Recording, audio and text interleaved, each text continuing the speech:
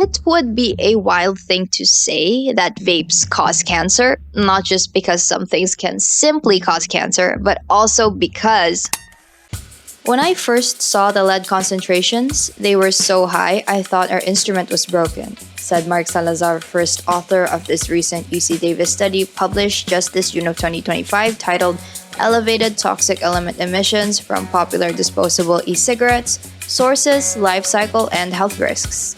This study uncovered that your vape may be giving you more than just nicotine. Smoking kills. There's no debate on that. We each pick our own poisons later in life, sorta, kinda like a coming of age thing. And these poisons or vices may manifest as doom scrolling, overworking, or any substance abuse. It's the dose that makes the poison after all. Ever since growing a stream of consciousness, I've heard enough people say that the one habit that you should never pick up is smoking a cigarette. No smoking. I don't know about smoking. Smoking is horrible. Why are people smoking? It's addictive and you can grow dependent on it. And that, worst of all, it's almost destined to kill. Slowly but surely. I've been told vapes were fine though. Love it. Love smoking. Because at least it doesn't give your lungs a nice shiny coat of tar. By the way, tar is the thick, gooey, resinous material that sticks to the lining of your airways when you smoke tobacco. It's also the reason why smokers' lungs look like this. So as you can imagine, having that inside of your body can be a bit of a sticky situation. Now, vapes can apparently repackage that same smoking kill scare into something potentially way worse. The findings from this study and other similar ones could be strong enough to support the ban on vapes and e-cigarettes, which is currently active in 37 countries, listed by the World Health Organization Framework Convention on Tobacco Control.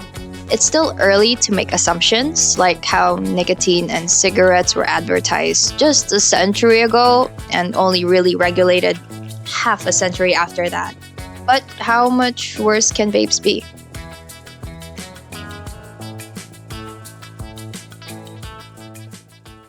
We'll be referencing this study, which is linked down below, and it's public access if anyone ever wants to read along.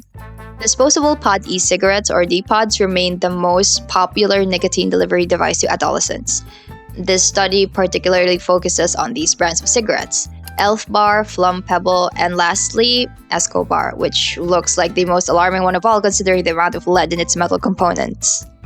The quantities of these metals in vapor during regular use could lead to not just respiratory issues like popcorn lungs, which is an irreversible condition where alveoli permanently sews itself shut due to excessive scarring, but also neurotoxicity, neurological damage, cardiovascular disease, and renal disease.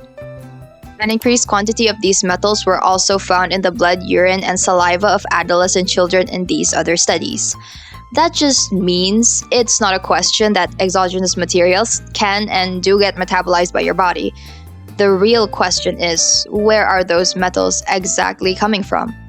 The researchers tested the liquid inside disposable e-cigarettes on 3 occasions: before use or from virgin e-liquid, during use or from aerosol, and after use from leftover e-liquid, just to see where these toxic metals are actually coming from. The goals of this test are to assess the origins of metal and metalloids in D-pod aerosols like heating coils, non-heating components, and liquid materials, and to identify if device operation did influence element concentrations in aerosols. They later found out that these virgin e-liquids didn't contain much of the metals that made up the heating coils, which kind of makes sense since there was no significant thermal reaction that might have displaced these metals into the liquid. However, in specifically Escobar devices, the leaded bronze alloy sheaths and battery connectors seem to leach into the supposedly virgin e-liquids prior to device operation. No heat required. This probably explains that glaringly red slice of pie. But what happens after that first puff? The inner heating coils of these disposable e-cigarettes are primarily made of chromium, iron, nickel, tantal, and stainless steel. So what happens is when your device heats up to give you that puff, these metals could come along with it. In aerosols and leftover e-liquids, however, one can correctly assume that the amounts of these metals could be significantly higher since there was already a thermal reaction involved. And when you look at this graph, you can see green bars which represent nickel and red bars which represent lead, among other colorful candidates. I don't want heavy metals and lead in my smoke, so I'll just switch back to cigarettes instead. Oh, but cigarettes could also have lead. It's just that vapes emit 4 to 13 times more than one single 20 pack. So does this mean cigarettes are healthier? Absolutely not. That could be an overstatement, but it really just depends on what health means to you. According to the International Agency for Research on Cancer, tobacco is also a carcinogen. It's actually classified as a Group 1 carcinogen, placing it at the same category as UV rays, alcohol, and processed meats. It would be a wild thing to say that vapes cause cancer, not just because some things can simply cause cancer, but also because almost anything, when exposed to the right amount over time, or even nothing at all, it's spontaneous, can increase the risk of developing it. Sometimes you just don't know it yet. Like certain metals. Nickel is a respiratory carcinogen. Obtained through the environment, it has been proven to contribute to the risk of developing lung and nasal cancers. Shown in this bar graph, there are specifically 3 vape brands that have an alarming amount of nickel in their aerosols: Elf Bar Flavored, Elf Bar Clear, and Esco Bar Flavored. Not to mention the Escobar vapes and their lead issues on the side. And lead is obviously dangerous. It's a toxic metal that affects virtually every organ system in the body, primarily the central nervous system, which is responsible for housing the developing brain. Exposure to it from the womb to childhood to adolescence is linked to poor neurobehavioral function like attention problems, learning disabilities, and even mental illnesses.